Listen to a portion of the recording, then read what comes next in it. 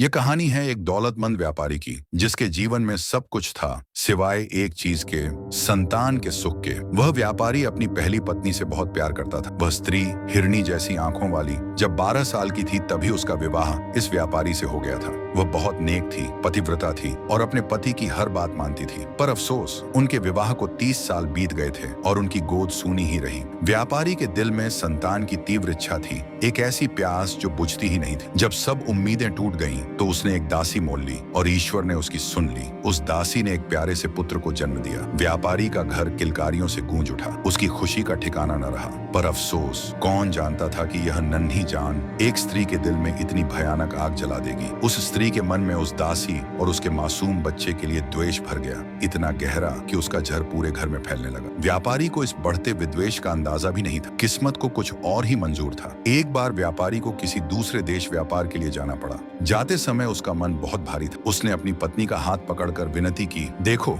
मेरे पीछे इस दासी और बच्चे का ख्याल रखना। ये तुम्हारा ही परिवार है, इन्हें कोई तकलीफ ना हो, इनका आराम देखना। ईश्वर ने चाहा तो 1 साल में लौट आऊंगा। उसने पूरा भरोसा अपनी पत्नी पर दिखाया। पर मेरे दोस्तों, ईर्ष्या इंसान को अंधा कर देती है। व्यापारी के जाते ही उस स्त्री के दिल में बसा शैतान जाग गया। उसने अपनी ईर्ष्या और द्वेष की आग में जलकर जादू टोना सीखना शुरू कर दिया। और फिर उस क्रूर हृदय ने वह किया जिसकी कल्पना भी नहीं की जा सकती। उसने अपने जादू से उस मासूम बच्चे को, हाँ, उस नन्ही जान को एक बछड़ा बना दिया और उसकी माँ, उस बेचारी दासी को एक गाय। फिर उसने दोनों को अपने ग्वाले के हवाले कर दिया और कहा, इन्हें ले जाओ, अपने घर रखो और खूब खिला पिलाकर मोटा करो। भरा पूरा घर एक पल में उजड़ गया और वो अनजान परदेश में भटकता रहा। व्यापारी 1 साल बाद वापस लौटा। उसका मन उम्मीदों से भरा था, अपने बेटे से मिलने को बेताब। घर आकर उसने अपनी पत्नी से पूछा, मेरे बेटे और दासी कैसी हैं? सब ठीक तो है ना? सोचिए जरा, उस स्त्री ने क्या जवाब दिया। उसने ठंडे दिल से झूठ बोला, तुम्हारी दासी तो मर गई और तुम्हारे बेटे को मैंने महीनों से नहीं देखा, न जाने कहां चला गया। यह सुनकर व्यापारी के पैरों तले जमीन खिसक गई। दासी की मौत का दुख था, पर बेटे के गुम होने की खबर सुनकर उसका दिल टूट गया। पर वह क्या करता? किस्मत को कोसता हुआ उसने सब्र किया, इस आस में कि कभी तो उसका खोया हुआ बेटा उसे मिलेगा। 8 महीने बाद ईद का मुबारक त्योहार आया। व्यापारी के मन में आया कि ईश्वर की राह में कुर्बानी दे। उसने ग्वाले को बुलाया और कहा, जाओ, मेरे लिए एक अच्छी सेहतमंद गाय ले आओ कुर्बानी के लिए। और यहाँ देखिए कुदरत का खेल। ग्वाला उसी गाय को ले आया जो जादू के असर से उसकी दासी बनी हुई थी। जब वो उसे कुर्बानी देने के लिए उसके पैर बांध रहा था, तो उस गाय की आंखों से आंसू झरने लगे और वह बड़े करुण स्वर में रंभाने लगी। उसकी आंखों में इतना दर्द था कि व्यापारी का दिल पसीज गया। उसकी छुरी हाथ से गिर गई। उसने ग्वाले से कहा, नहीं, इसे ले जाओ, मुझसे इसकी कुर्बानी नहीं होगी, कोई दूसरी गाय ले आओ। यह सुनकर उसकी पत्नी आग बबूला हो गई। उसका चेहरा गुस्से से लाल हो गया। उसने जोर देकर कहा,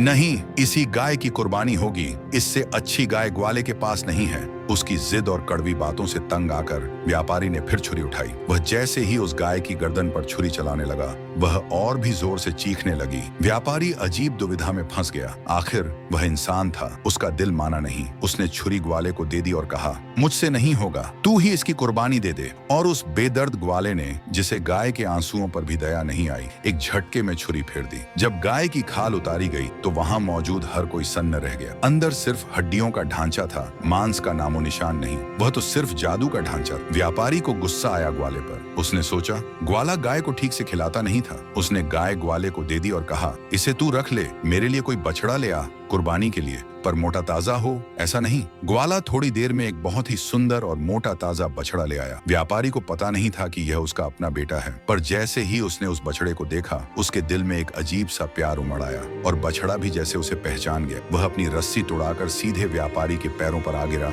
और उन्हें चाटने लगा। यह देखकर व्यापारी की आंखें भर आईं। उसका दिल प्यार और भावनाओं से भर गया। ऐसे प्यारे बछड़े को कैसे मारे कोई? वह इतना विह्वल हो गया कि उसकी आंखों से आंसू बहने लगे। बछड़े ने भी उसे देखकर आंसू बहाए। यह दृश्य देखकर व्यापारी का प्यार और उमड़ा। उसने ग्वाले से कहा, इसे ले जा वापस, मुझे इसकी कुर्बानी नहीं करनी, कोई और बछड़ा ले आ। पर वही ईर्ष्यालु पत्नी फिर बीच में आ गई। उसने कहा, इतने अच्छे बछड़े को क्यों छोड़ते हो, इसी की कुर्बानी दो। व्यापारी ने कहा, नहीं, मुझे यह बछड़ा बहुत प्यारा लगता है, मेरा जी नहीं करता इसे मारने का, तुम इस पर जोर मत दो। पर वह निष्ठुर स्त्री अपनी जिद पर अड़ी रही। उसकी बहस सुनकर व्यापारी तंग आ गया। गुस्से में उसने फिर छुरी हाथ में ली और अपने ही बेटे की गर्दन काटने चला। पर बछड़े ने फिर उसकी ओर देखकर आंसू बहाए। उस मासूमियत और प्रेम भरी आंखों को देखकर व्यापारी का दिल ऐसा पसीजा कि उसके हाथ से छुरी छूटकर जमीन पर गिर गई। उसने अपनी पत्नी से आखिरी बार कहा, मेरे पास एक और बछड़ा है, मैं उसकी कुर्बानी कर दूंगा। पर उस दुष्टमना स्त्री ने फिर भी उसी बछड़े को मारने की जिद पकड़ी। पर इस बार व्यापारी ने उसकी एक न सुनी। उसने बछड़े को वापस भिजवा दिया। हाँ,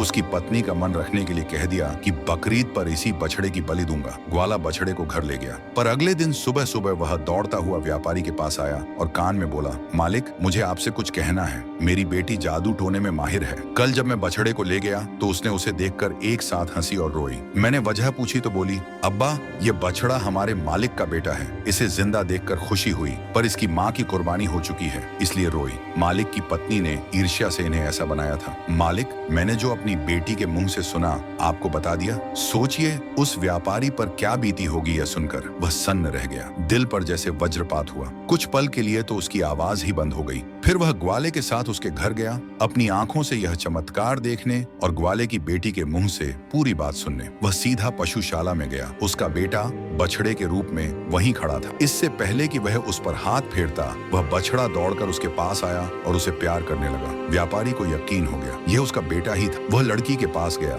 सारी बात सुनी और उससे विनती की, क्या तुम मेरे बेटे को फिर से इंसान बना सकती हो? उसने कहा, हाँ मालिक, जरूर। व्यापारी ने कहा, अगर तुम ऐसा कर दो तो मैं तुम्हें अपनी सारी दौलत दे दूंगा। वह लड़की मुस्कुराई, मालिक, हम आपके सेवक हैं, दौलत की बात नहीं, पर मेरी दो शर्तें हैं। एक, जब आपका बेटा इंसान बन जाए तो आप उसका विवाह मुझसे कर दें, और दूसरी यह कि जिसने उसे इंसान से पशु बनाया है उसे भी उसके कर्मों का कुछ दंड मिले। व्यापारी ने तुरंत कहा, मुझे तुम्हारी पहली शर्त मंजूर है। मैं तुम्हारे साथ उसका विवाह कर दूंगा और तुम्हें इतनी दौलत दूंगा कि तुम्हें कभी कमी न हो। दूसरी शर्त का फैसला मैं तुम पर छोड़ता हूँ। जो दंड तुम मेरी पत्नी के लिए उचित समझो दे देना, पर हाँ, उसे प्राण दंड न देना। लड़की ने कहा, जैसा उसने आपके बेटे के साथ किया वैसा ही मैं उसके साथ करूंगी। यह कहकर उसने पानी अभिमंत्रित किया, बछड़े पर छिड़का और उस पल व्यापारी का बेटा अपने असली रूप में वापस आ गया। व्यापारी ने उसे गले से लगाया, खुशी और आंसुओं से भीगी आवाज में कहा, इस बेटी ने तुम्हें नया जीवन दिया है, इससे विवाह कर लो।